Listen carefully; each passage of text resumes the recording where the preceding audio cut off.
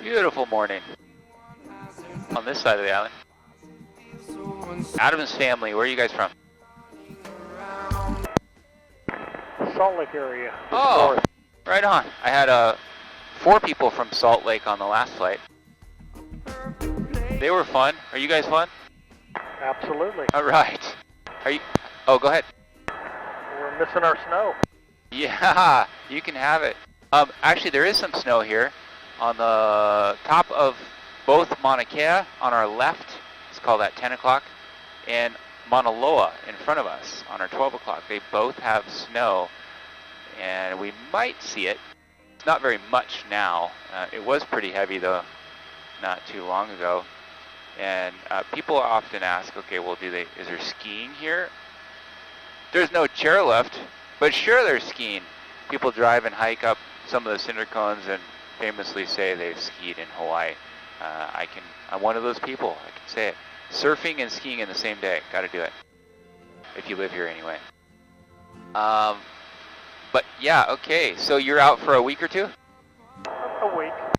Very good. Where are you in the week? Just got here yesterday. Welcome. You getting the you. feel for everything, getting over the jet lag. Actually, you guys are, in the mornings are easy for you guys, huh? Yep. And what part of the island are you staying on? We're here for 3 days and then Oahu for 4 days. Oh, right on. Moving around, that's good.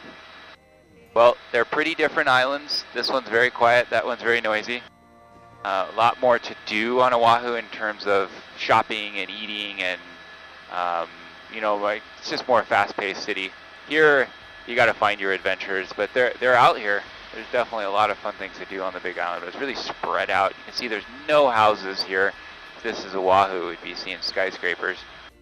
So it's just pretty much, the towns are all coastal. Largest one is Hilo, then Kona, and then Waimea, which is off our left-hand side. And about 190,000 people, I think, on the whole island. Oahu is over 1 million. So pretty different mix, you'll find that. Skipper Robert, from where? I'm from Soldotna, Alaska. From where, Alaska? Soldotna. So see how close my microphone is? Sounds like you're saying Slovakia, but I know you're not.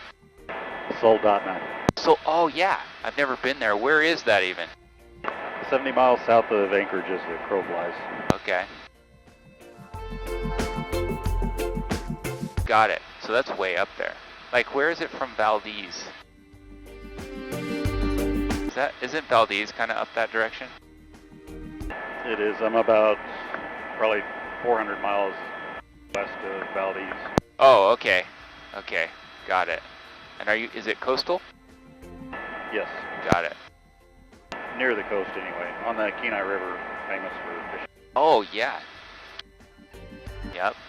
Oh, so are you on the peninsula? Yes. Oh, okay. That's all. Almost a homer. Yeah, okay, now I'm getting you. I have a friend from Homer.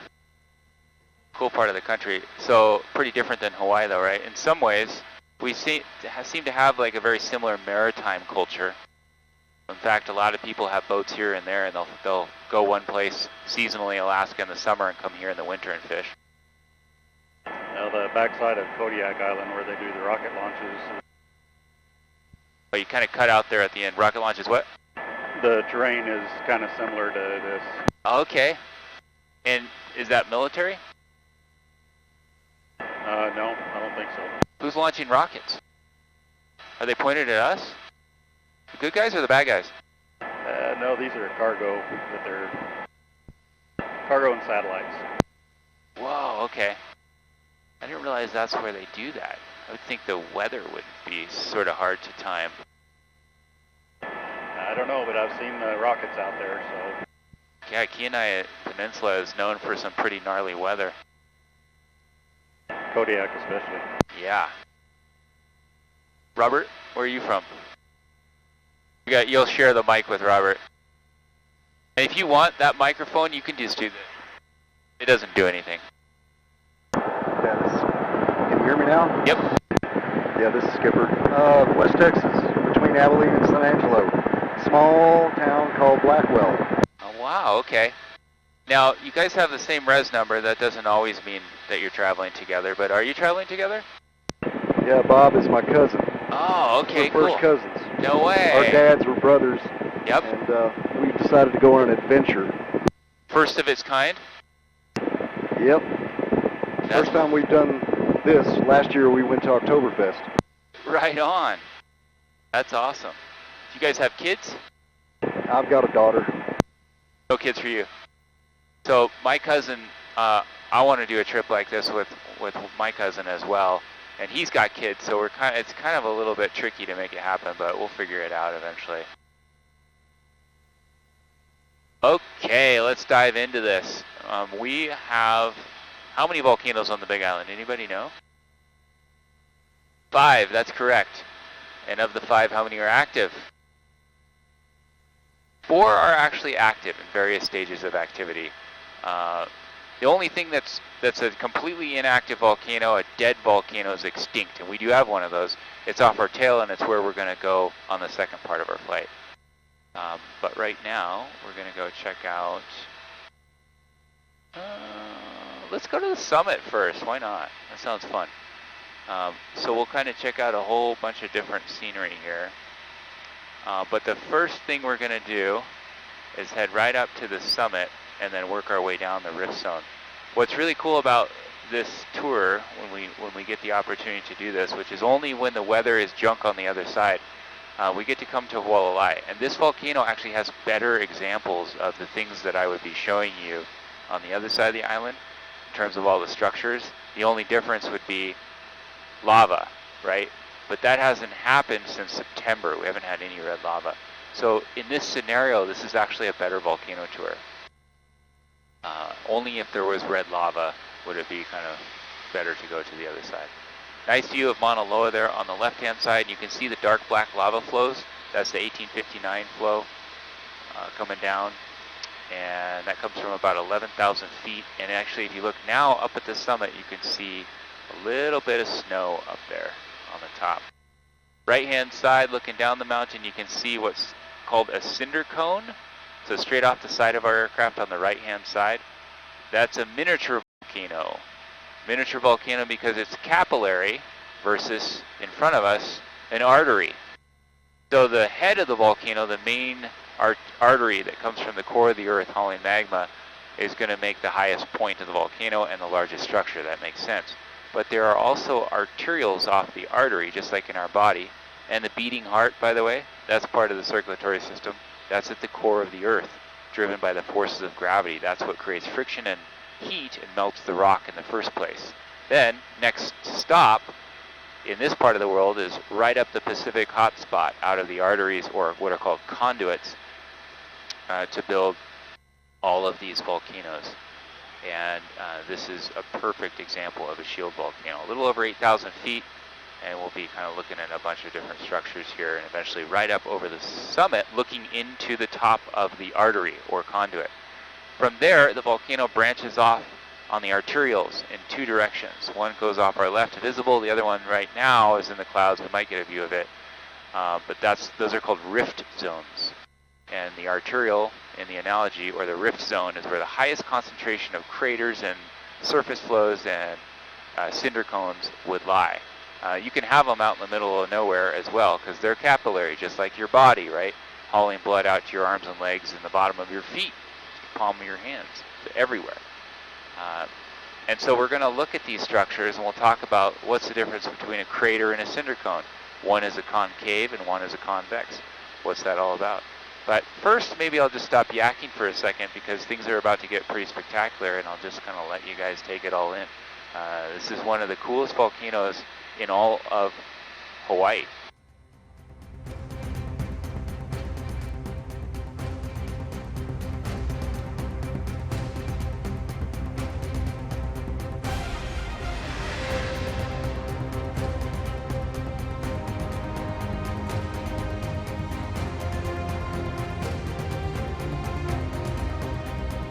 All right, Terry, we're going to come around for a view on your side first, and then I'll switch the view.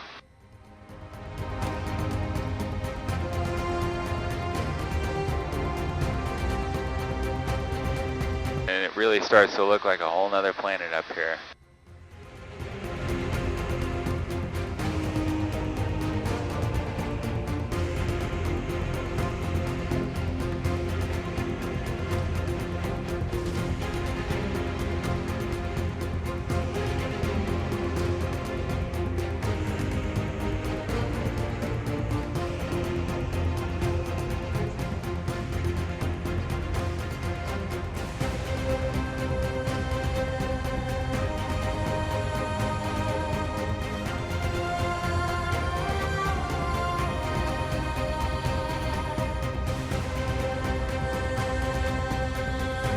Kona's right off our nose, down at the bottom of the hill. There's a pretty cool crater just through the clouds there. And we'll come all the way around with better views of craters.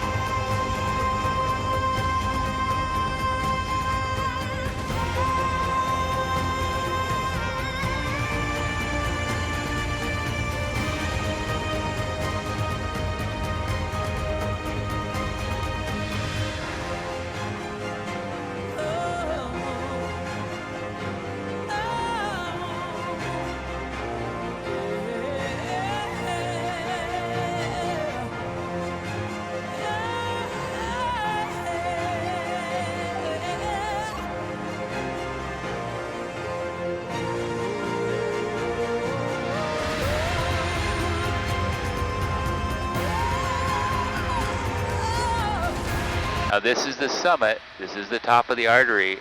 This could erupt as we're circling it. Nobody knows when or where the next eruption will be. The most recent one was a little bit further off our right-hand side there under the clouds back in 1801, so about 200 years ago. But it will erupt again at some point. We traveled to New Zealand about 3 days after that volcano erupted that they used to land in. So our helicopter trip got canceled. Oh, wow.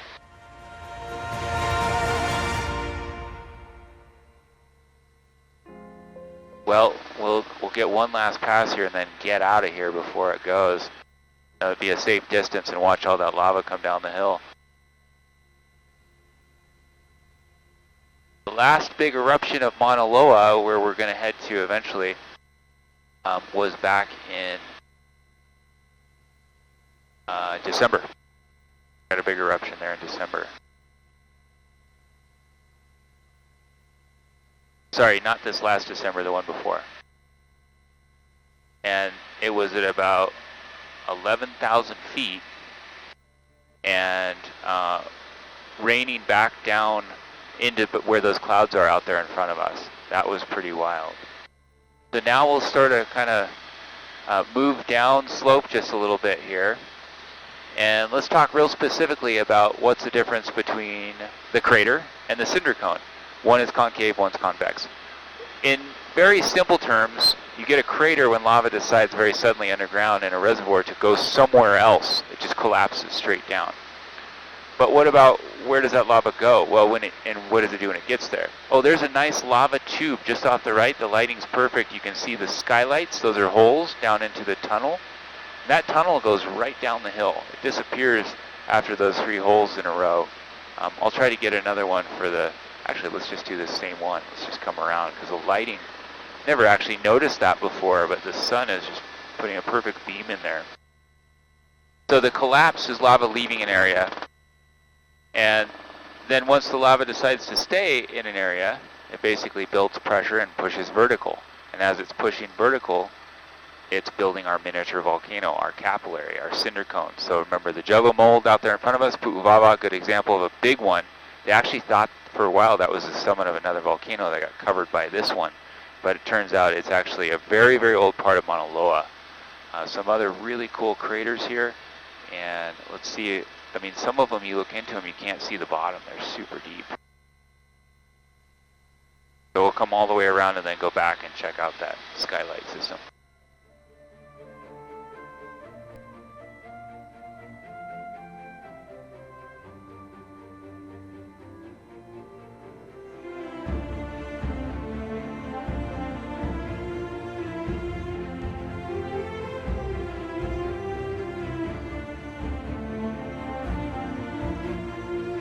But here's that series, there's 3 in a row, and then keep watching right there. You'll see this, the sunlight is highlighting the connection between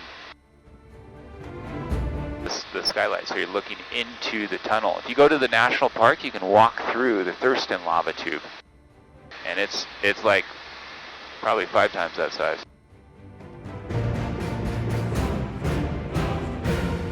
One of the cool things you can see in some of these craters is the striation layers of rock. Each one of those is a lava flow. Individual flows of lava stack one silica poor basaltic lava rock upon the next and the next and the next until you get an 8,000 foot volcano, or 2 14,000 footers like those ones in front of us with snow on the top.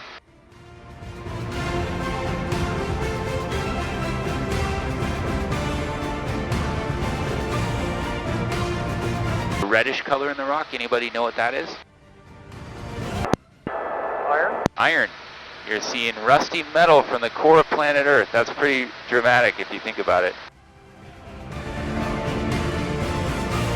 You can see other colors there as well. It just depends on what pressures and temperatures, metals and minerals are present when this is being forged. So we're flying down the rift zone. Remember, a higher concentration of all the cinder cones and surface flows and pit craters and spatter cones. That's what we see here around us. But there are those same structures all out peripherally as well. Just more of them along this line. This is how the volcano grows horizontally.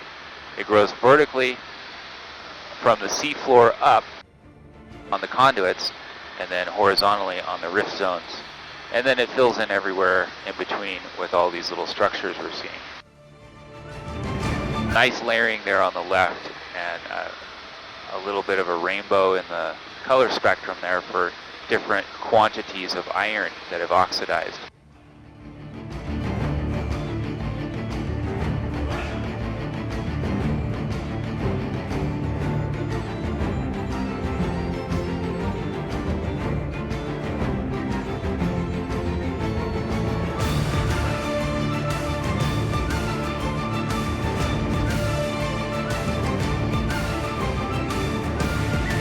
That's a cool, look at that cinder cone straight down on the right. I mean, sorry, not cinder cone, that's the crater.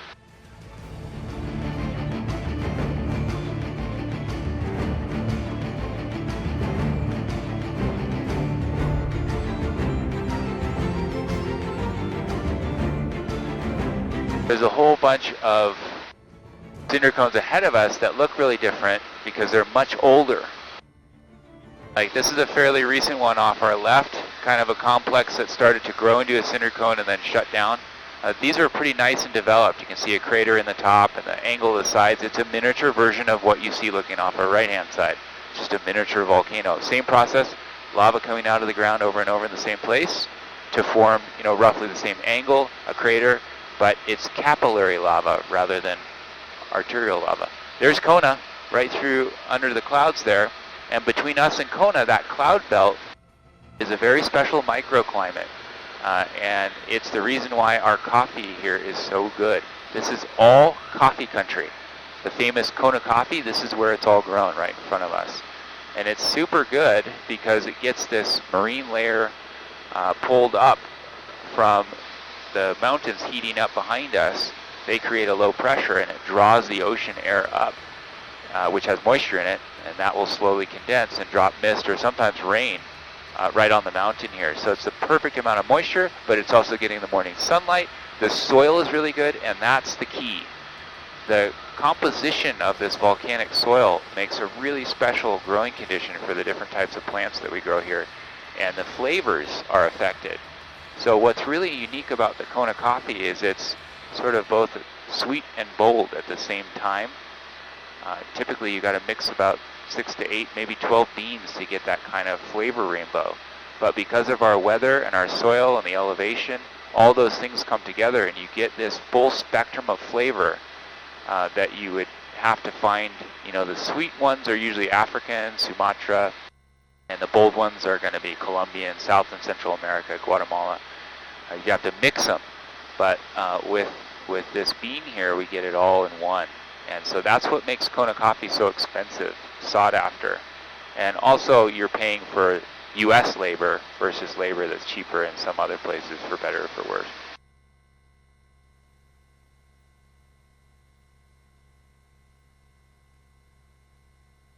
There's kind of a cool little temple right over here. I'm waiting for Matt to finish so we can kind of shuffle over with him.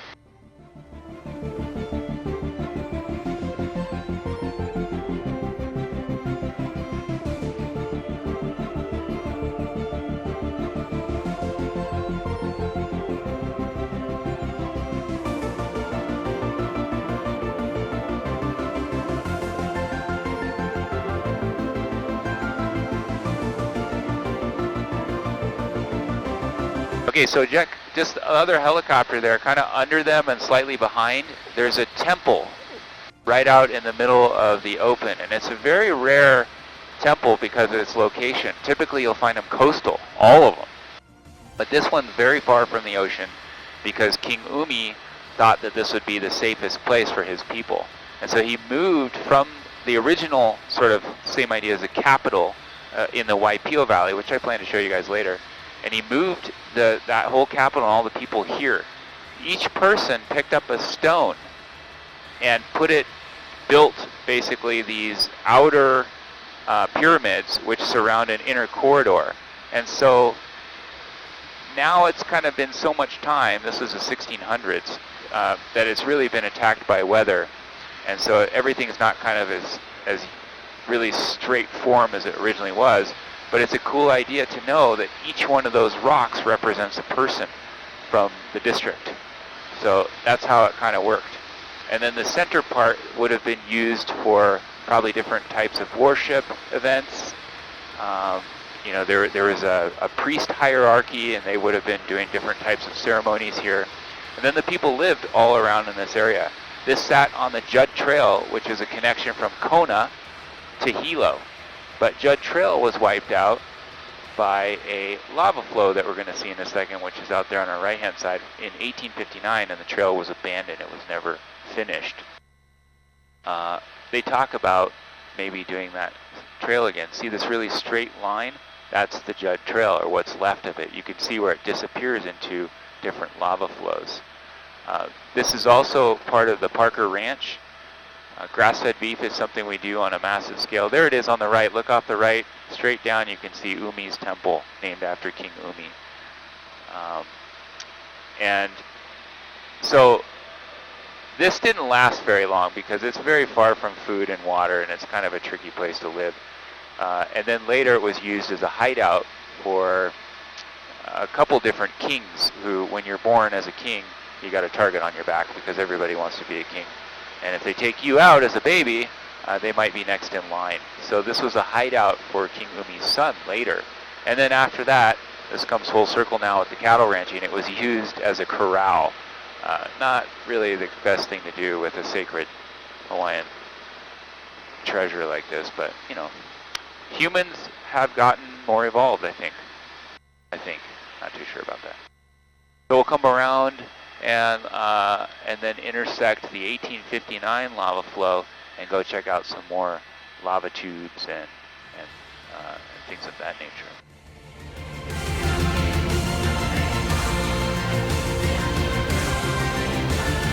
So we're going to go kind of right up to the lava flow in front. It's on a border between us and the military range, which is on the left-hand side. So I asked on the last flight, I tried to get permission to fly into the range to go see some of the stuff there. And they denied me, so I'm not even going to bother this time. Sometimes the guys that have been working there for a really long time, they know our voices. They know we're not going to do something stupid. And they'll give us a quadrant or a transition, but not always. I didn't recognize his voice, so he might be somebody new. But Bradshaw is an Army base, and they do large-scale bombing and target practice. And so that's why we don't fly into the range. It's hot today. There's actually activity going on, which today so far it's must be smaller activity. You can see explosions from time to time. You can see helicopter gunships tooling around out there sometimes. But today has been pretty quiet. You can see the wind is ripping. It's kind of coming up through the saddle and then blowing across and then picking up some dust out there. There's a big dust plume. So it's not uncommon to get some pretty strong winds. Right where we are, it's only about 2 knots. It's really kind of calm because we're blocked behind Mauna Loa. So Mauna Loa, so back behind us, Hualalai was an 1801 eruption. This was a December 2022, right at the end of the year. It's about a little more than a year ago now. A big eruption up on the southeast rift. And it went all the way almost to Saddle Road. Has anyone driven Highway 200, Saddle Road? That's the fastest way to get from the Kona side to the Hilo side, and it would have been a major deal if it wiped it out. But a couple miles before the lava got to the road, it stopped. So that eruption was only a couple weeks long. But they were prepping for the road to get covered. It was right near the junction of the Mauna Kea access road, and that takes you up to the top of Mauna Kea, which I highly recommend doing on the left-hand side there. There's a road all the way to the summit. You do have to have a four-wheel drive, but you can go for stargazing and just check out the otherworldly look walking around those telescopes. And it is way up there, so it's pretty weird. Your body is, you want to adjust at about 9,000 feet, stay there for, I'd say an hour if you can, maybe even more. It'll make your summit more enjoyable. So you'll stop at the visitor center, 9,000, wait there, acclimate a little bit, and then continue up. But sometimes you get a real bad headache, and even like acute mountain sickness can happen. So Alaskans know about that stuff. So we're merging here with a very, very famous lava flow. We're coming towards the very tippy top of it. It's called the 1859 lava flow. I don't know if anybody can guess what year that erupted. But what's so famous about it is in 1859, when it shot up out of the side of the mountain, it went all the way to the ocean. So it's a major eruption. It would have been shooting up hundreds of feet. And we're going to go look right down into the jets where it was shooting out. Those are called fissures. And there are several fissures all along the line. So we'll get to look right into that. The other thing is we're going to very clearly distinguish the two different types of lava. There are only two in Hawaii. It's either A'a or Pohoihoi. The silver smooth one is our Pohoihoi, and the rough textured darker color is the A'a. Difference? Temperature, that's it. It's only the temperature. The hotter one melts more, which changes the viscosity and therefore the behavior. It can flow at 55 miles an hour. That's about top speed. The other one's much slower. I mean, it could be inches per day. So you never really know until it, fully gets going what lava is going to be coming out. It has to do with how it's preheated underground before it actually comes out. This was a major, major eruption. It looks just like all of the other eruptions. If we went to the 2018 site, which was the largest Kilauea event in the last several decades, it would look just like this. And the famous one there, if you remember 2018 Kilauea, would have been Fissure 8. This looks exactly like Fissure 8. So if you saw lava shooting up a couple hundred feet into the air and raining back down back in 2018, some volcano in Hawaii, maybe you'd never heard of it, but that was Kilauea out on the East Rift, and it looked pretty much just exactly like this.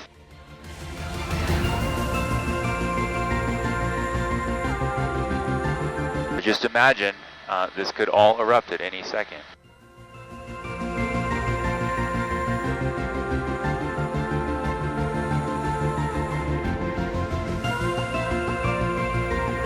Just in case it does, we got the music.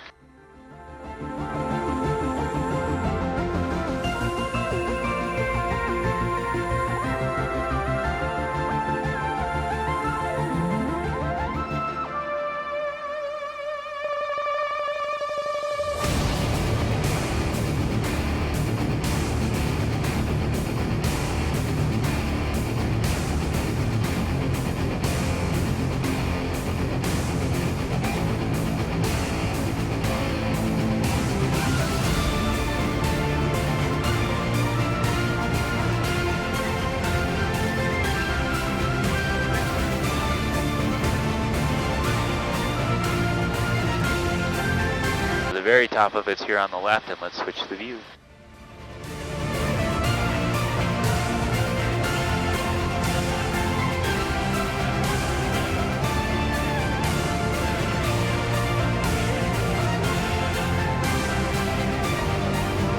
I'm starting to feel like we should all be looking at Grant's cell phone.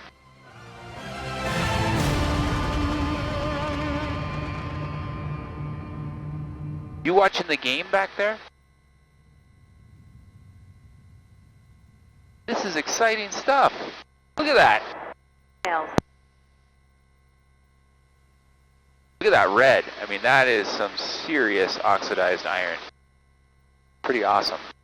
Okay, let's travel back down the 1859 lava flow, see where it goes.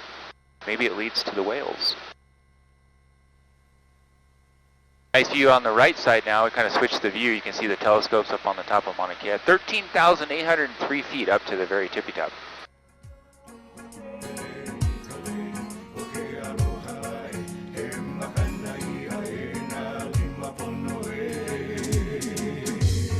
People, are you listening to what we're about to say? You can see a bunch of skylights and lava tubes here below us in the rivers of 1859. You and me. By the way, you guys, I invite you all to ask questions about anything you want. If I don't answer, just ask again. I was on another line. I didn't hear you. Around the world. And I know we can work it out and make this world a better place. For you and for me. A-L-O-H-A, a little aloha in our day. Spread a little aloha around the world. A-L-O-H-A, a little aloha in our day. Spread a little aloha around the world. Could you imagine all around the world a little aloha in every boy and girl? So cousins, are you guys going to do some hiking while you're here? How simple. I see the boots. Possibly. Yeah, the national park has some of the best hikes, but there's some coastal stuff where we're going to go eventually out in Kohala as well. Put a little love in your heart. Take a little dip in the ocean. Oh yeah. Singing A-L-O-H-A, a little aloha in our day. Spread a little aloha around the world. Just off the left, around the corner under the clouds is Highway 11. That takes you to the national park out of Kona if you want to go southbound towards the green sand beaches, really famous, very rare. We get green sand beaches from a special green rock that's forged in the volcanic process called olivine. That's a pretty cool thing to see down at South Point. Southern tip of the Big Island is the furthest point south in the U.S. And there's other things beyond the green sand beach. But the only places in the world with a green sand beach are Norway, Guam, and the Galapagos Islands, and here. I can touch the sky. Nice view back at Hualalai. So it's been a year since an eruption behind us, 200 years in front of us, 4,600 years since an active eruption of Mauna Kea on the right, and 250,000 years, and we won't see another eruption out of Kohala, which is over there on our 1 o'clock. That one's the only of the 5 that's completely done. Spread a little aloha. Kilauea, of course, and most active volcano in the world, but hasn't produced lava since September. We saw a little bit for about 2 weeks. It's been really quiet over there. The last major thing that happened there, probably, I guess, the 2018 collapse of the summit, 6.7 earthquake on May 3rd, 2018, which ultimately sent lava underground through the arterials, about 25 miles, and then it popped up in a neighborhood, burned 700 houses to the ground, and added about 800 acres of new land to the island.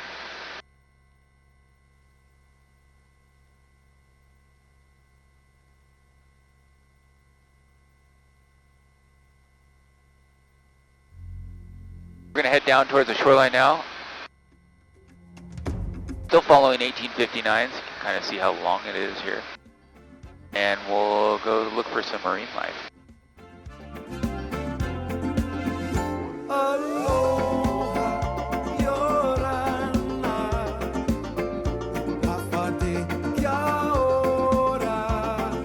This is how we say hello. Welcome to my island. Skipper, are you a skipper in Texas?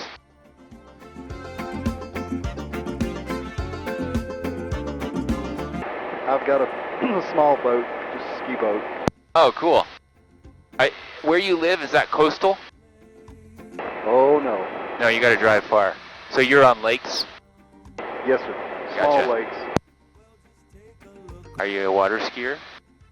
Oh yes. Is that what you live for? One of the many things. Oh, right on. What else? What else are you into? Skydiving. Cool. Like, do you do it just for fun or as an instructor? Or? Just fun. Cool. How many jumps? Well, one so far, but I'm going again this summer. Okay, cool. Where do you do that? North of Dallas. Right on. I still haven't skydived.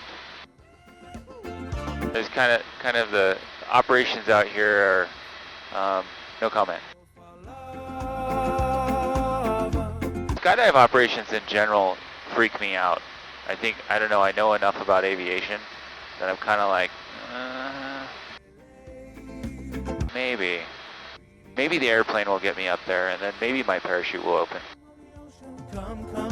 I guess it's good when you find somebody that you can trust, you know, and then really explore that. It sounds amazing. Have you ever gone bungee jumping? No, but it's on the bucket list. Yeah. You guys do bungee jumping when you're in New Zealand? No, but we watched it. Yeah, it's a big deal there. They love their jumping. Do you bungee jump? I've never done that either. I spent a whole year in New Zealand, and back then I was kind of same sort of thing. I was like, is this going to snap and I'm going to die? Now I think I'd give it a go.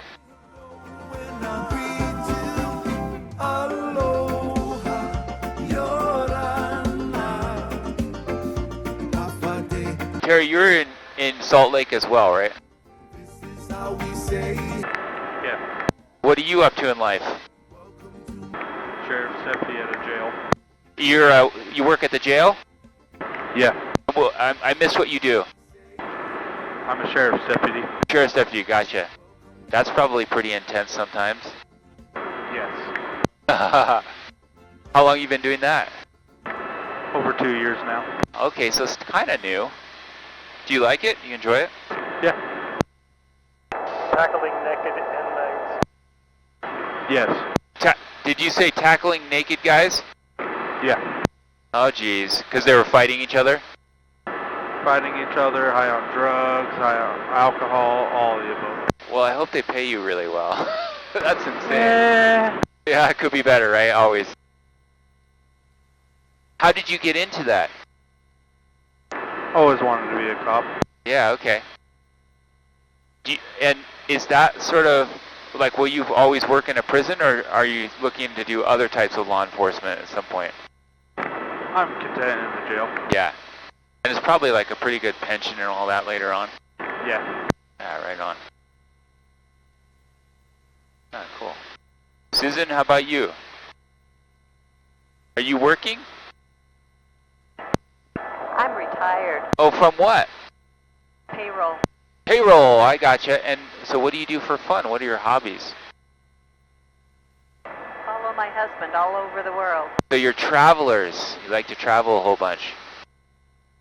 That's cool. And did you say first time to Hawaii, or you've been here before? Oh, third time. Welcome back. Okay. Big Island? All 3 times? Second time. Gotcha. I gotcha. Cool. So Grant, how about you? Are you retired? 95%. You own real estate, you never get to fully retire. Oh, that's true. That's true. Do you use like property management companies? We owned the property management until we sold it to our top 3 executives. Okay, gotcha. And so now you just have a few properties that you manage yourself? The executives manage them for us. We have got 14 properties. Okay, gotcha. So what's your role in that now? Like the 5%? Debt, distributions, calculations. Okay, not too much. okay, gotcha. Very cool. Emails. Emails, lots of emails. Okay, Robert, you're next. What do you do up in Alaska?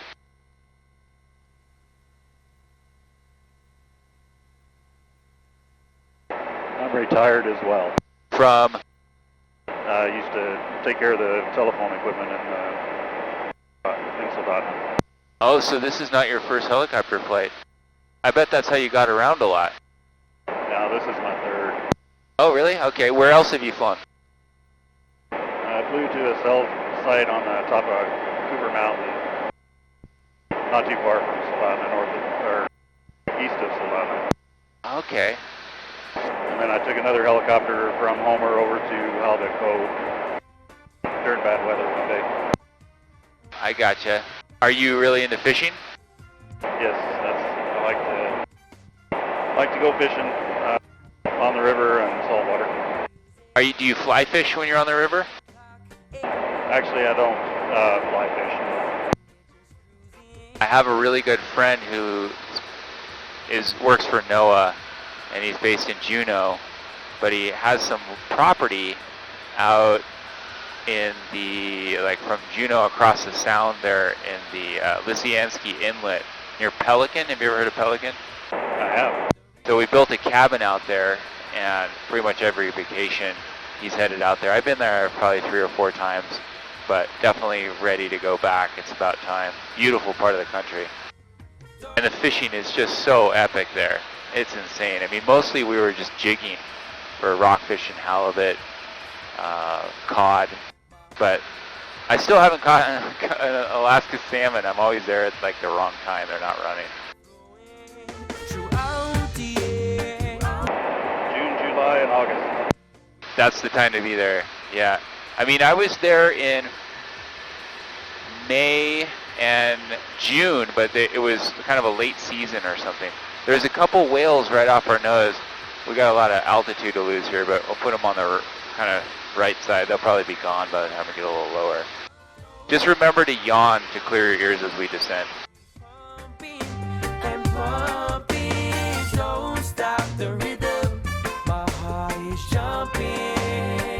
Looks like a little swell is arriving right now. That wasn't here before. The waves are starting to build pretty quick.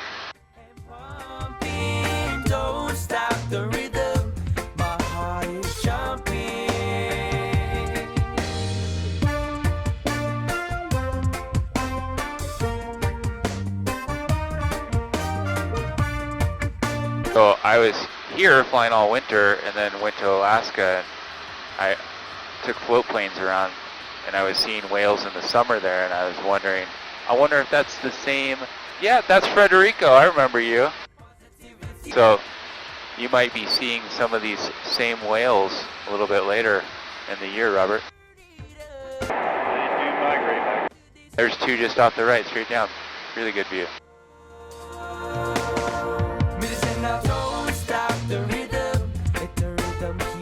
One of them's diving, which means the other one probably will. Oh, looks like a calf and mama coming up on the left side. Don't stop the rhythm, let the rhythm keep pumping and pumping. Are these humpbacks? Yep, these are humpbacks. Look on the left there. The mama and a brand new baby. Don't stop. Just a little guy, about 2,500 pounds, the size of a mid-sized car. Mama's probably about 52 to 4 feet long, and that many in tons. They say it's about a ton a foot. That's average size. The largest ever recorded for humpback was 89 feet and 90 tons. There's another one there. That's extremely rare. The largest whale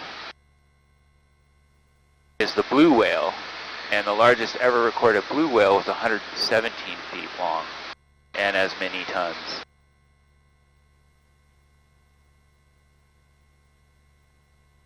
Pretty nice. Let's pop around the other side.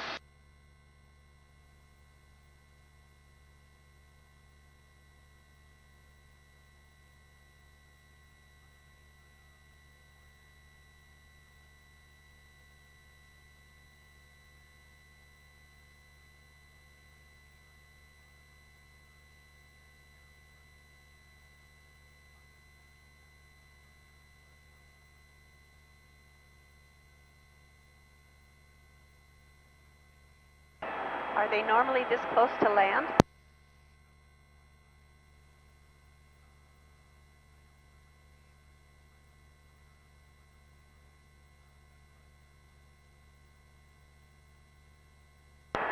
I don't think we could hear that last one.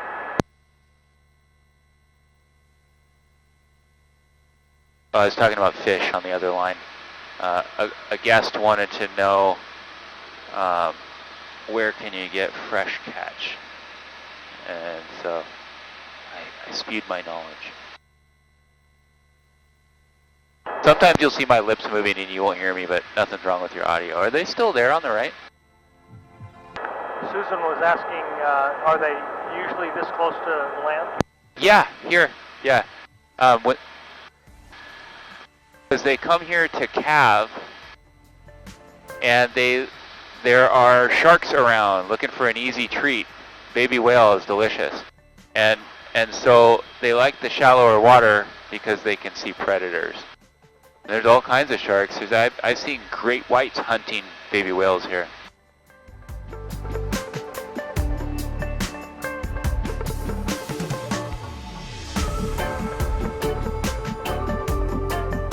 Oh yeah, there it is, popped up again.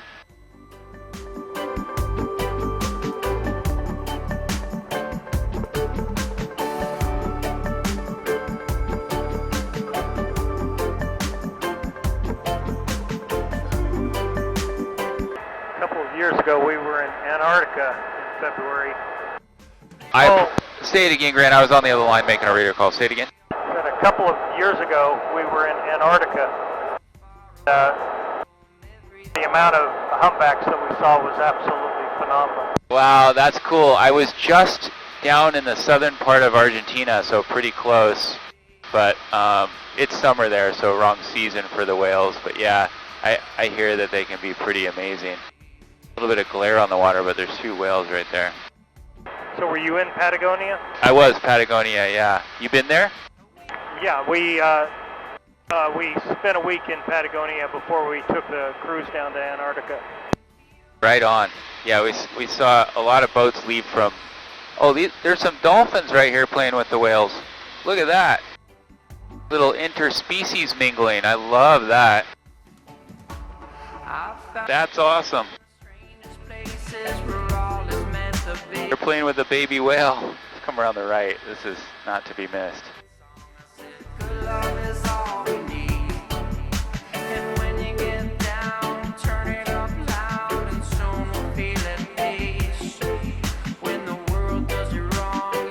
I've actually seen this scenario, and then whale sharks were close too, all just hanging out, celebrating the end of the world before the humans blow it up.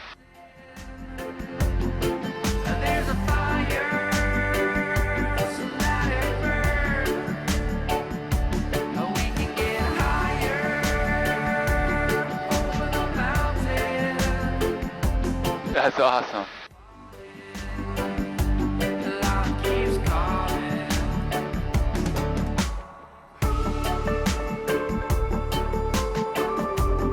The dolphins are like jumping over the whale.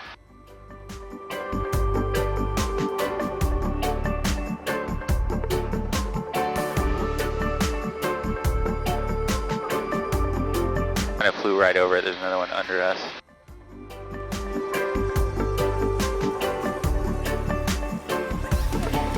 All right, we're gonna have an intermission here because I need more fuel.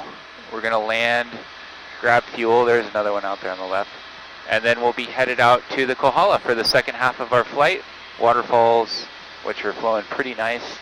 Valleys, sea cliffs, all of that will be coming up next. Just a reminder to clear the ears on the descent. Don't open the doors when we land. Let me do that for you. And we'll watch our step coming out. Remember not to step on the float. And we should be in and out of here really quick.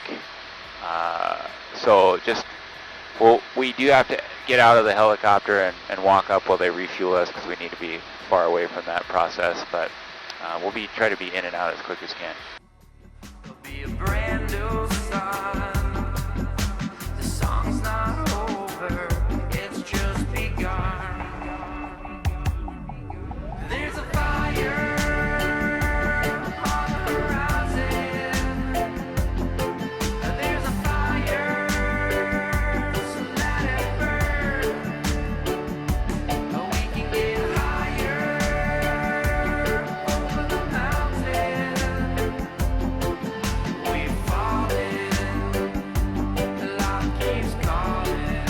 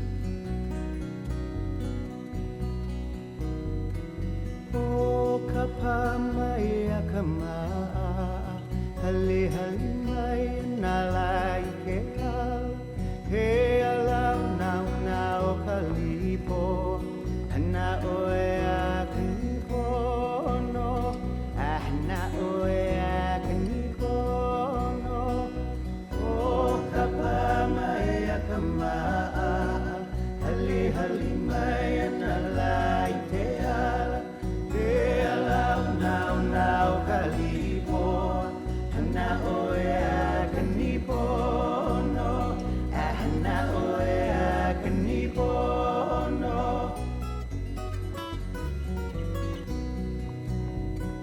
Naniva leia emela, kanalu emaya o kananaka, kaya mako ai ai.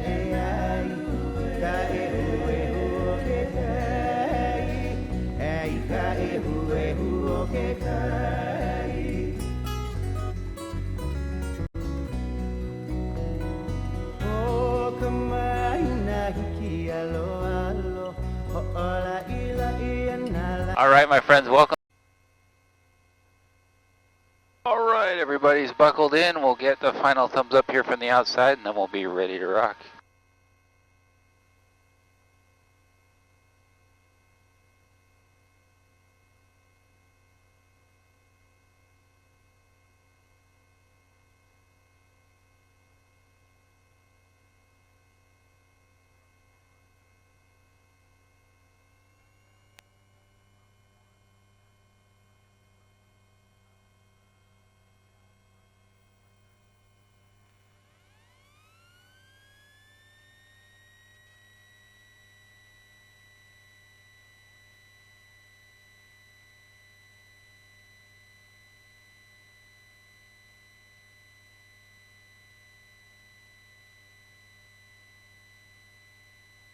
Okay, we are cleared to lift. We go.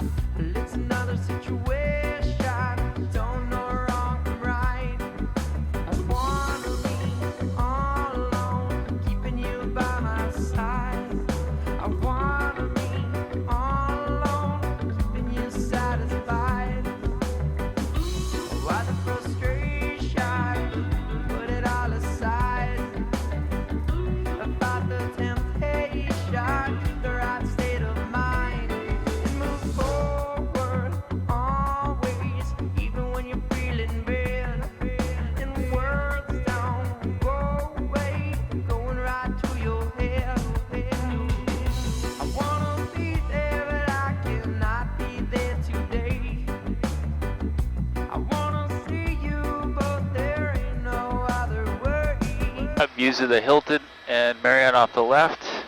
Fairmont Orchid and Monolani out here as well.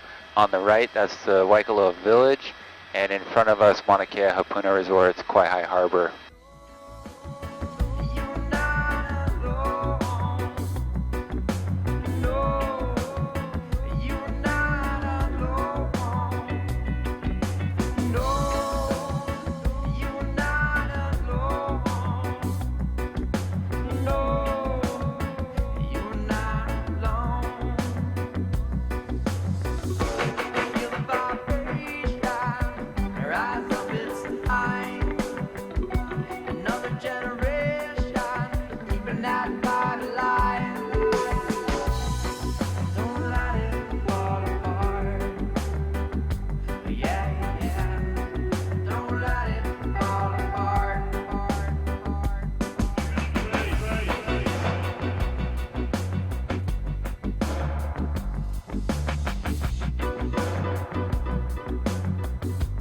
This is called Puako off the left. Really pretty on the reef today. I'll go offshore here and bring the view to the right. But this would be a pretty fine morning for diving. The swell is building though. I mean, it just got here in the last, since we were on the first part of our flight, it's really started to build, so that'll stir up the water. But at the moment, really clear.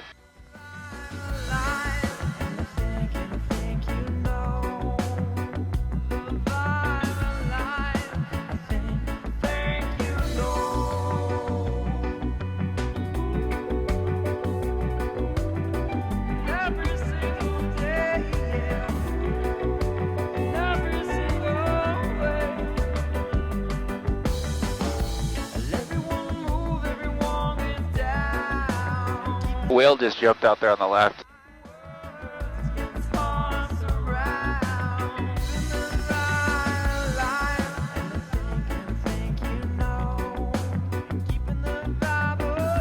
There's a bunch of whales right out here.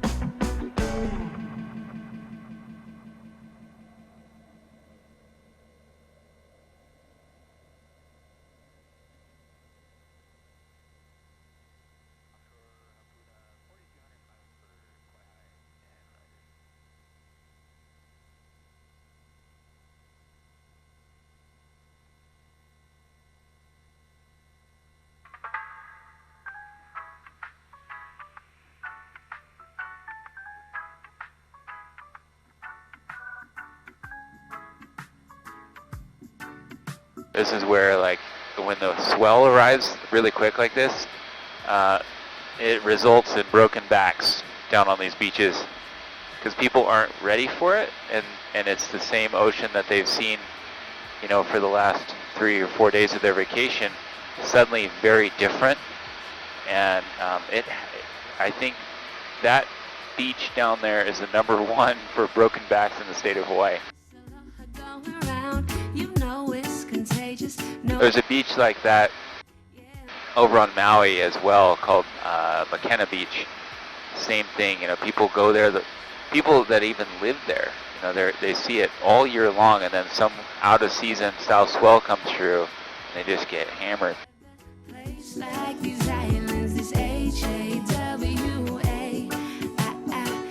We've been flying the other way all day.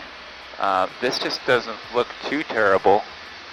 It's pretty windy, but we'll see what bumps we get here coming on across the mountain. Then it gets real steady after we get through the bumps, so it shouldn't be too bad. On the left-hand side, you can see a mountain sticking up out there. That's Haleakala on the island of Maui, about 30 miles across the channel. It's called the Ala-Nui-Haha Channel.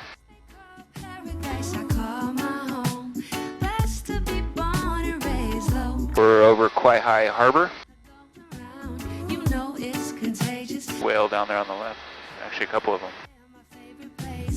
This is pretty much peak whale season right now.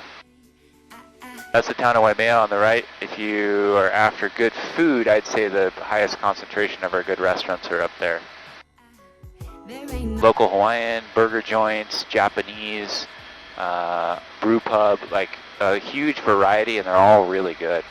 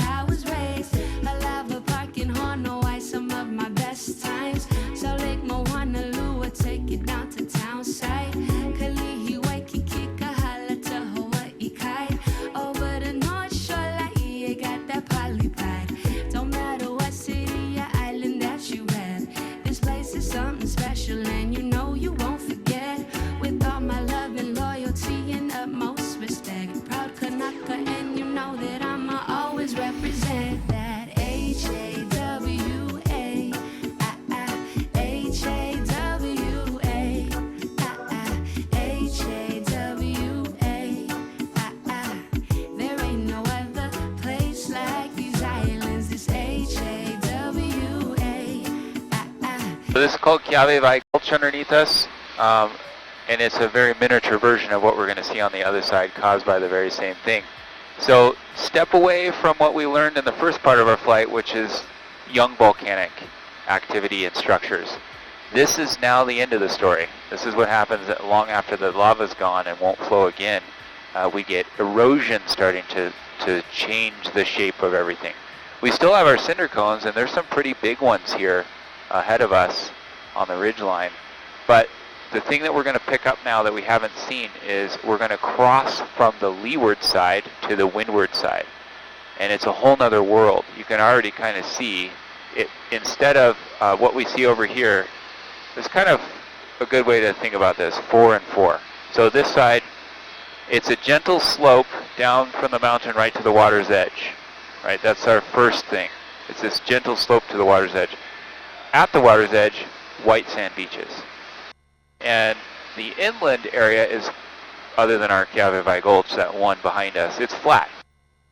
And it's a desert. It's a dry, flat desert. So those are kind of the 4 things that are opposite once you cross over the ridge. We get over to the other side, and instead of our gentle slope to the water's edge, it's a giant sea cliff. So the sea cliff there is very prominent. From the sea cliff, at the bottom, we'll see black sand beaches from the lava rock. And inland is anything but a flat, dry desert. It's a lush rainforest with lots of trees and then big valleys, so it's not flat at all. And the reason for all of this is the rain shadow effect. It's driven by the wind. So if you have a windward side versus leeward, that's really what the difference is.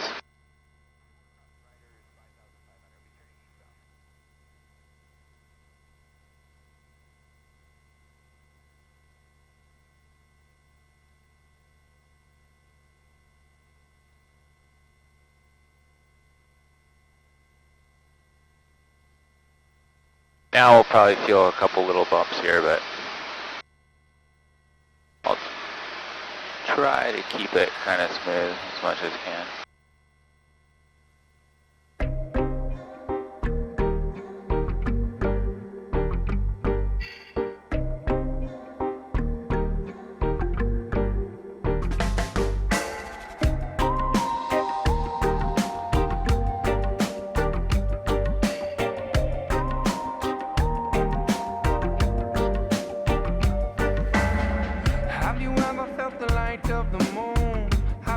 Trying to scream in silence, never look back, no use. All I ever wanted was to live on an island. I never let a good man down. Have you ever seen a sad man smiling? I never understood this world. All it really wants to live it up now.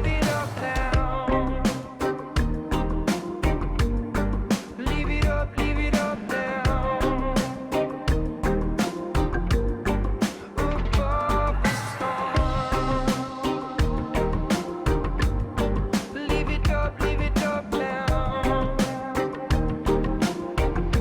All morning we were over the Parker Ranch, named after John Palmer Parker, who started cattle ranching. This is the Kahua Ranch. You can see the cows down here. Very healthy, grass-fed beef. Don't need your Roundup ready corn out here.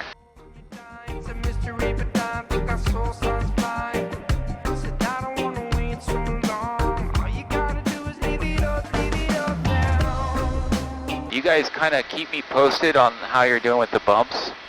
So far it's fine, but we'll probably get bumpier when we get into the valleys.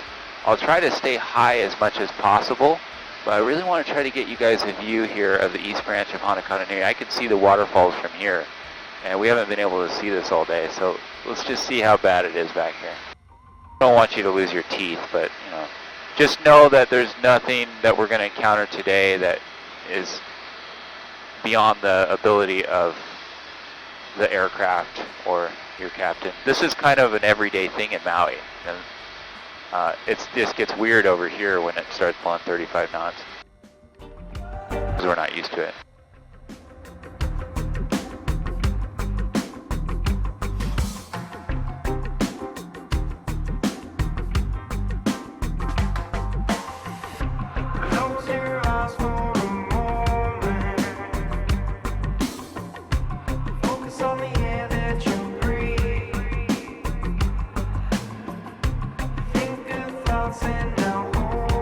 This is my favorite valley, and it might be bumpy, but I think it's hopefully going to be worth it.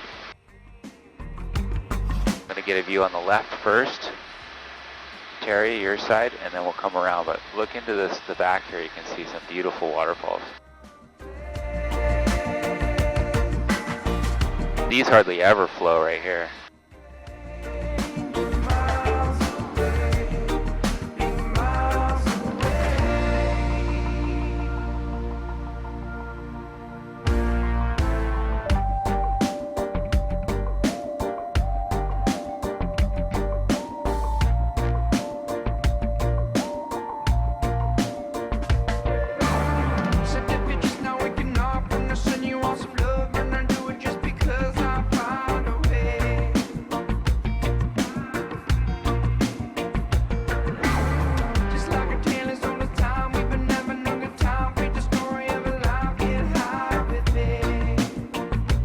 How's that look?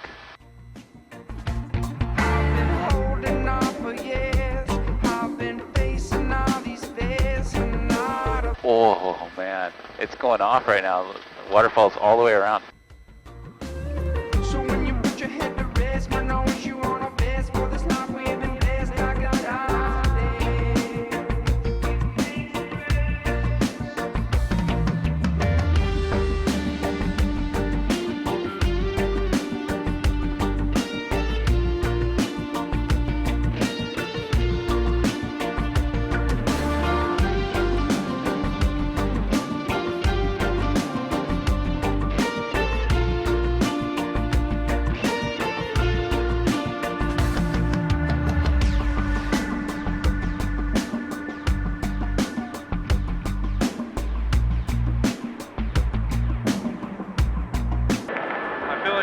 playing some John Williams.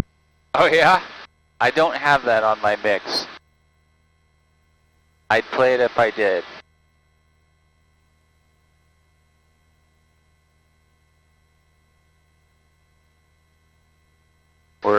We have sort of strict requirements about what music we can play. We're supposed to play like 95% island music.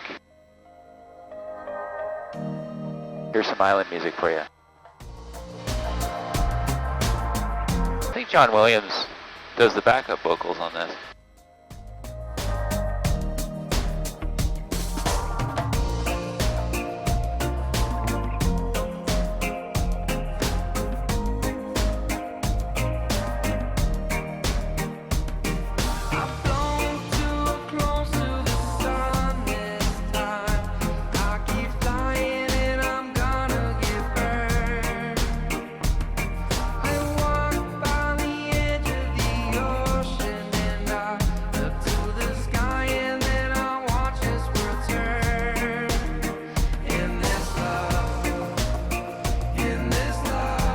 Slowly creep up above the ridge line and we'll be really fun for a second, and then it should be smooth once we get to the shoreline. Feel the weight of the world on my shoulders. Our love, it always stays the same. I don't believe all the things that they told us. It's love that makes us feel this way. In this love, in this love, in this love, in this love, no. I'm not ready to go. This world is not ready for me. The clock keeps spinning so slow. I guess we'll have to wait and see. In this love, in this love, in this love, in this love, no. Looking up now, looking up as the sun it goes down. Looking up, things are looking up now. Looking up now, looking up as the sun it goes down. Looking up, things are looking up now.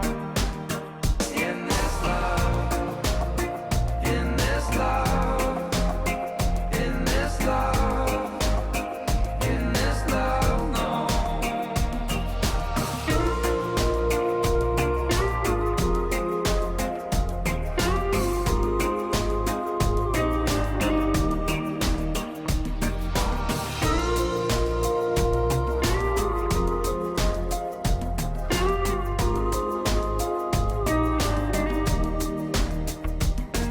I've flown too close to the sun this time.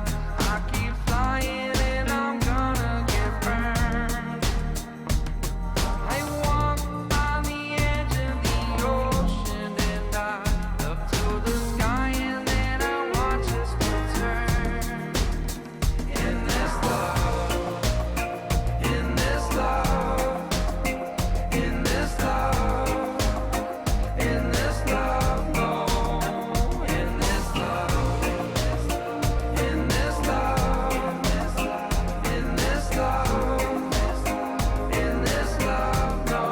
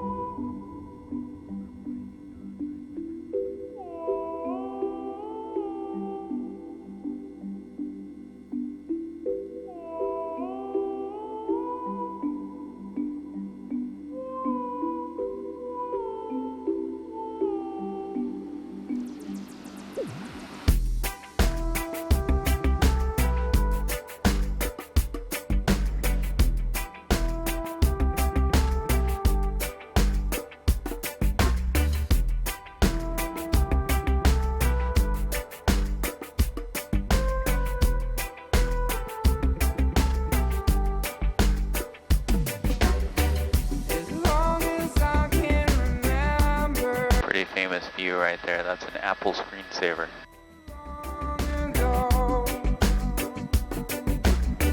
it feels like time is forever. When you're on your own, I didn't know I was lost, but now our paths have crossed. These eyes have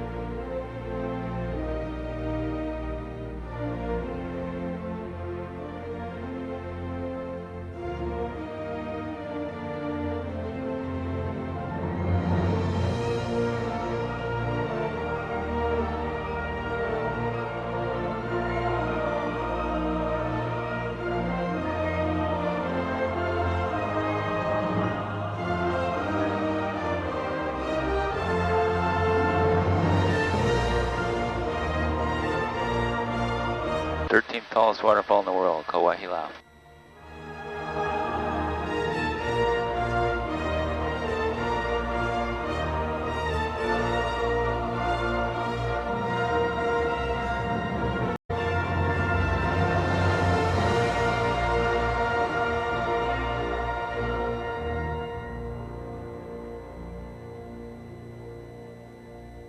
Anybody recognize the music?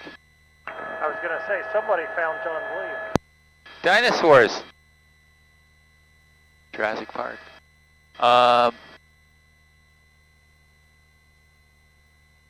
How's the bumps feeling? Want to push it to the next level? Okay, keep me posted. I'm going to try to see how bad it is in the back valleys here. Maybe I can get you a view of that. It's really beautiful.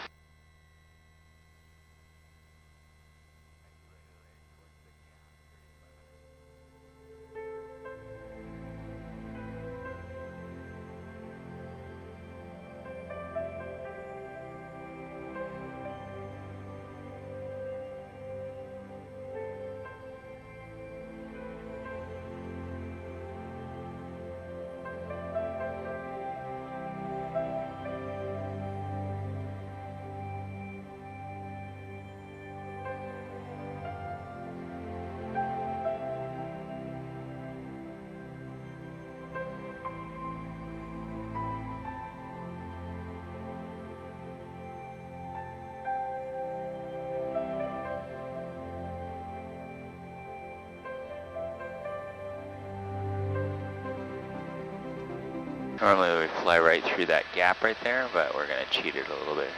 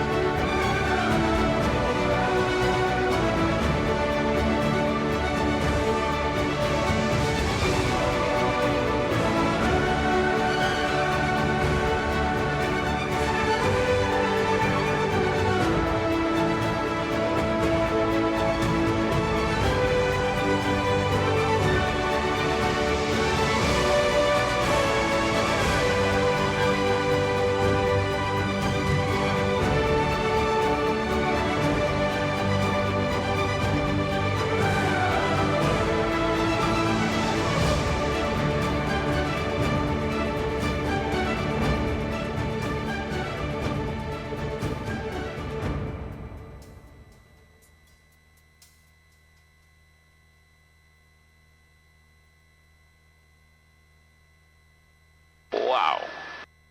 We are lucky people right now. That route worked pretty good, so let's go that way again. I'm going to stay away from the gap because there's probably a real bucking bronco in there. We'll go C5PO next.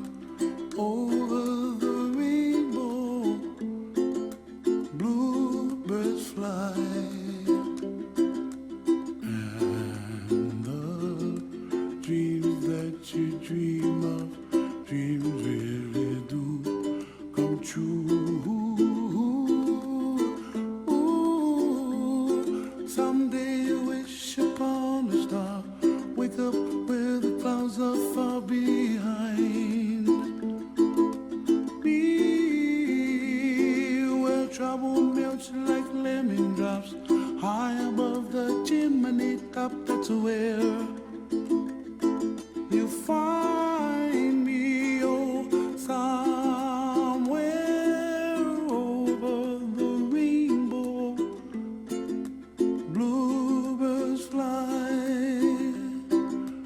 and the dream that you dare to, oh, why can't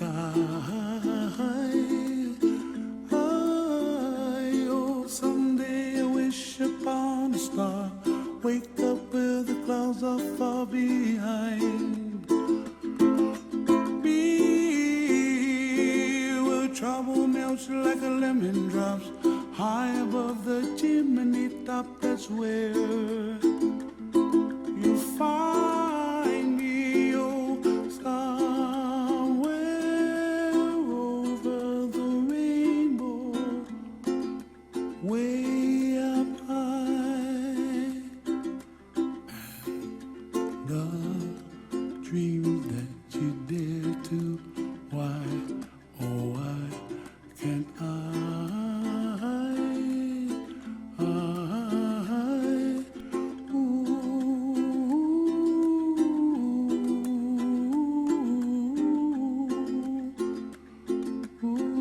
That's the Waipio Valley there, real famous valley. One of the places where taro went into the ground first. Taro was brought here by the early people about 300 or 400 AD on double-hulled sailing canoes. The very first arrivals, human arrivals to Hawaii, about 300 or 400 AD, so, you know, getting close to 2,000 years ago. And they brought some plants with them to put them in the ground, which was pretty smart. They came from 1,000 miles away and they followed the stars here, celestial navigators of the highest order. Very, very skilled. And so this is a place that has had settlements in it for a long, long time. And still today, a lot of the same traditional methods of living off the land and growing the taro still existing here in this little isolated pocket. You used to be able to visit that. You used to be able to go down there, but nowadays it's local residents only. It just got too busy and it was difficult on the road, which is, as you'll see when we turn around here, one of the steepest in the country and very narrow and windy down a cliff. And so tourists were clogging it up with their convertible Mustangs, and it was just made it too much of a hassle. Plus, I think the beaches were kind of getting trashed. So now, it's by air. This is really the best way to see it.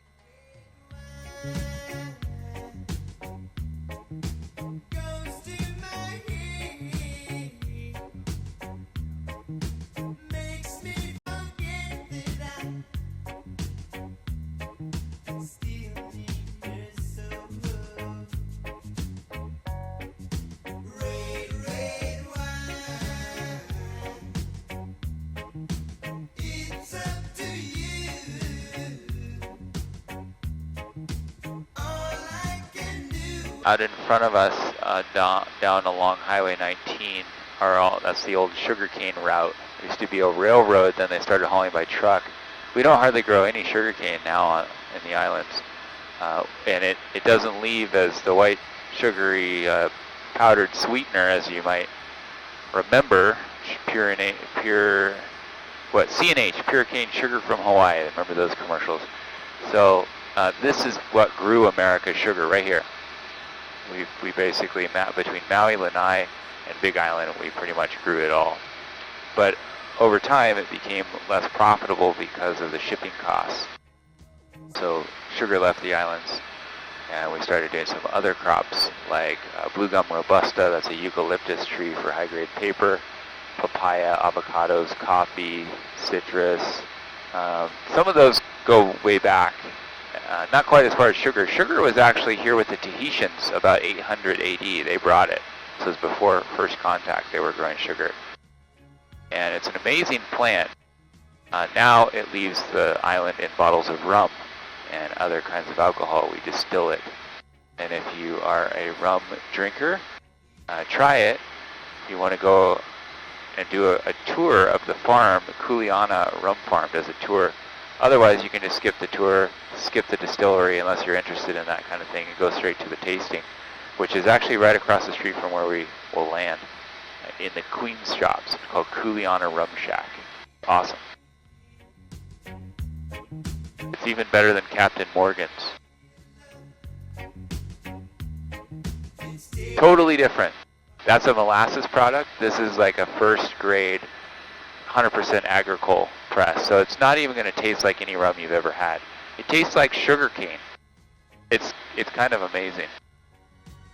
That's Hi'ilave Falls. You can see the top of it there.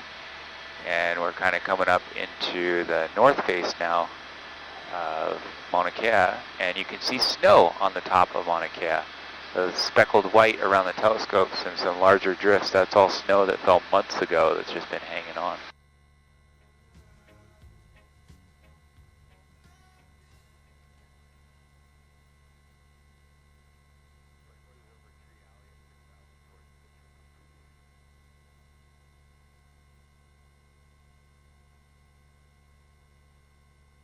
How high can the helicopter go? Oh, bring your mic right up to your lips. Say it again.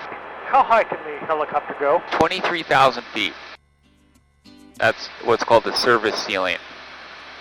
We very rarely go, the highest we ever go is up to 12, and that's extremely rare, 12,000. But today, earlier on the first half of the flight, we were above 11. So the clock starts ticking for me as the pilot at 11. I'm allowed to be up there for 30 minutes, and then I have to descend below. For you guys, we all go on oxygen at 12,000. So we just don't really fly up there very often. We do sometimes for like photo flights. We'll go up right after a big snow, and we'll be on oxygen and take pictures.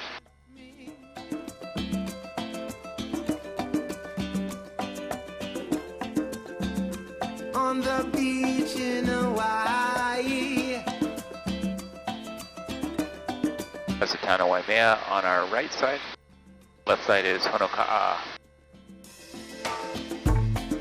This is all cattle country. You'll see cows everywhere down here. I think about you every day. Don't you know I miss you much? And you know I need your touch. I'm on a rocky cliff. Oh, I wish you were here with me.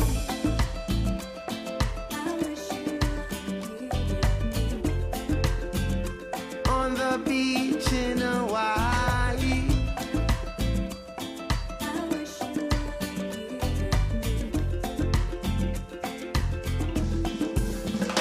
Hey, a little Pocololo, and I say mahalo.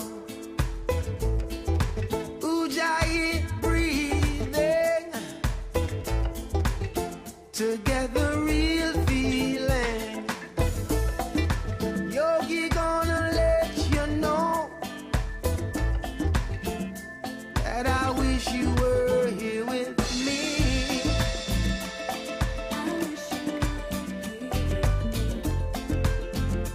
On the beach in Hawaii.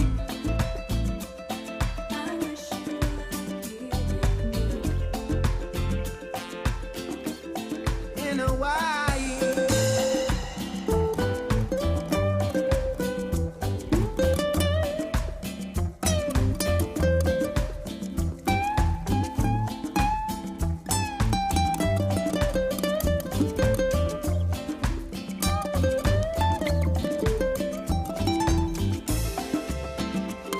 I wish you were here with me. On the beach in Hawaii.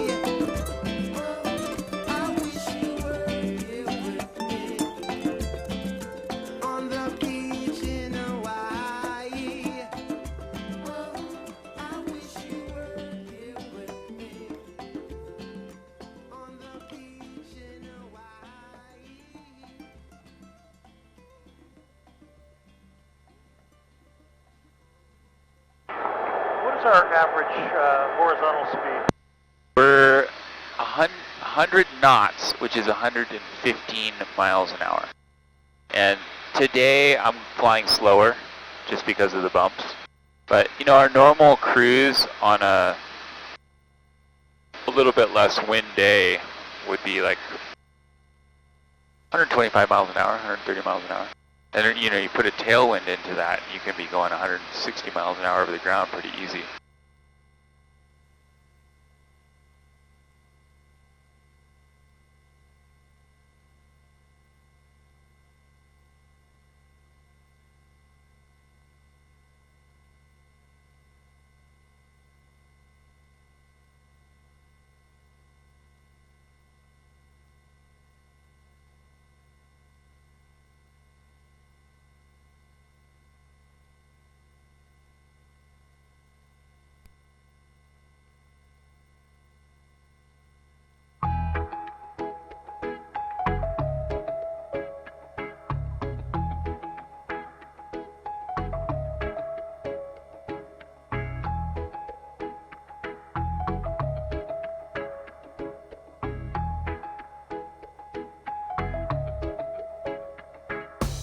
Nice view of Waimea Town there now on the right. They got their own little airstrip. It's not private though, we fly there sometimes. Mail comes in and out, and then there is one commercial airline that flies caravans in and out of there.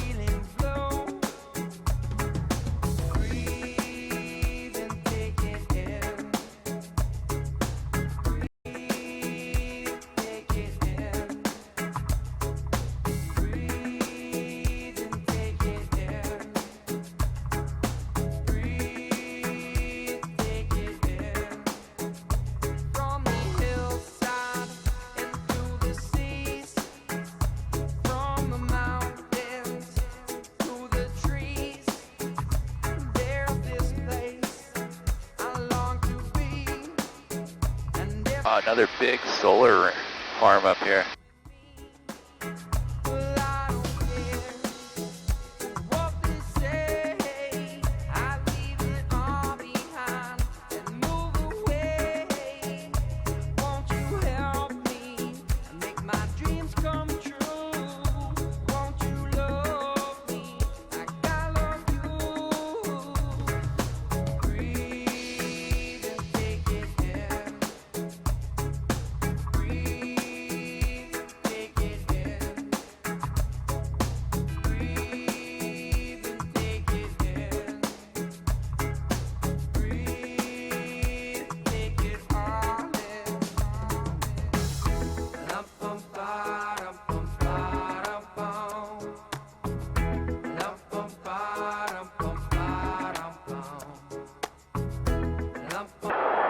Find the macadamia farms. Where are they? Yes. The big ones are at South Point and over in Helo, and we're talking like 3,000 acre farms or bigger. But then Kohala, where we just were, there are quite a few smaller operations over there, macadamia nuts. But the big one, like Mauna Loa Macadamia Nut Orchard, is the most famous one. That's right outside of Hilo in Shipman's estate. I don't know, I think they lease the land from the Shipman's family. They're the sugarcane barons that own all the land in that area. And then some other companies are leasing for bananas and papaya, both of those on a really large scale over there.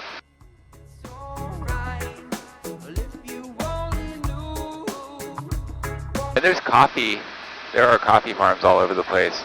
It's just most of it's grown on Helo out to the southwest side. There's another big solar farm.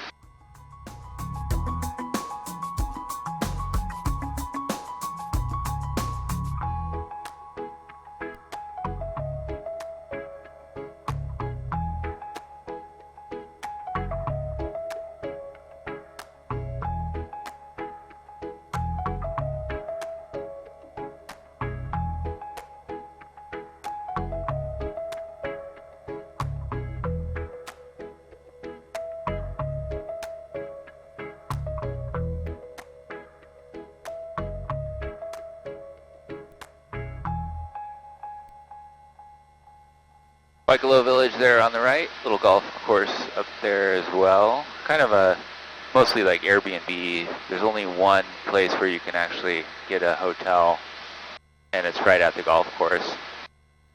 It's sort of designed for a little bit longer stays. We'll continue our descent now back towards the base. Thank you guys very much for coming out today. You're all invited back. Come see me on Maui. That's where I'll be most of the year. We'll go see Molokai sea cliffs. We also fly out of Oahu, and we fly on Kauai, which is really the most popular flight that we do in the islands. Thanks for flying here on the Big Island. Hopefully you enjoyed the flight. I had fun. We'll keep clearing our ears on the descent. Remember not to open the doors when we land. And I'll get you guys back here. We'll get a video for you. And we just got our new hoodies. I bought one a couple days ago.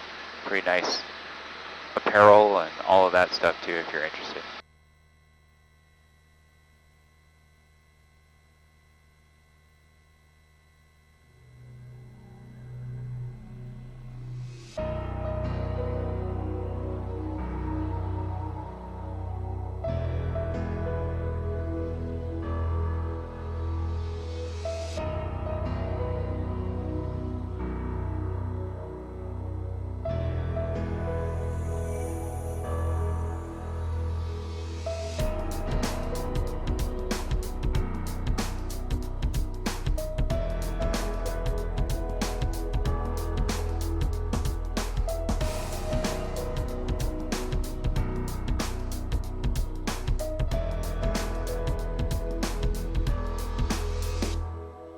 What puts a smile on your face?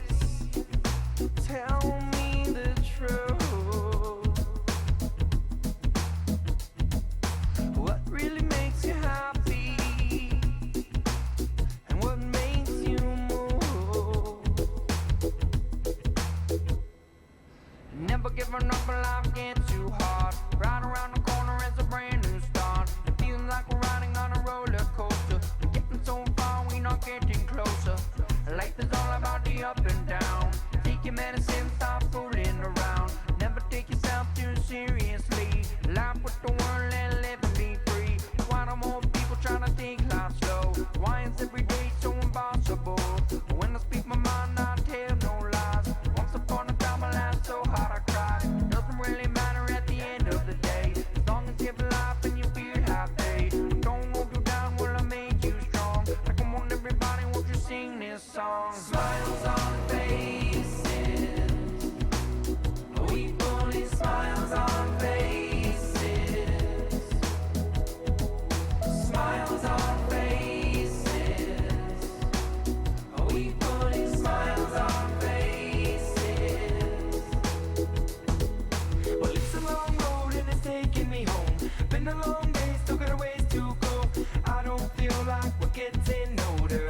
Feel so alive, but we're that much closer. Keep pushing on when the times get tough. And even if the storm comes, the waves get rough. I love it is greater than the deep blue sea. What's going around is coming around, is following me. Ain't it funny how things fall in place sometimes? Your shadow follows you when the sun don't shine. Some people spend a whole life living in their head, and I say listen to your heart instead. Keep searching for a lifetime, waiting for a sign. Something gives me hope that we'll be alright. If all the girls in the world were living across the sea, what a wonderful swimmer, yes you know that I would be.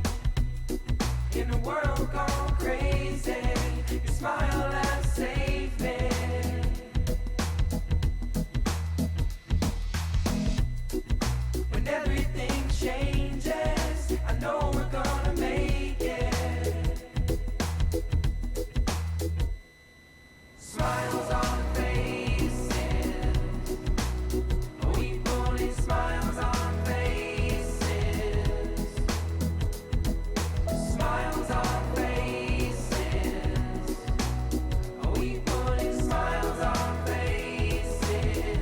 All right, well.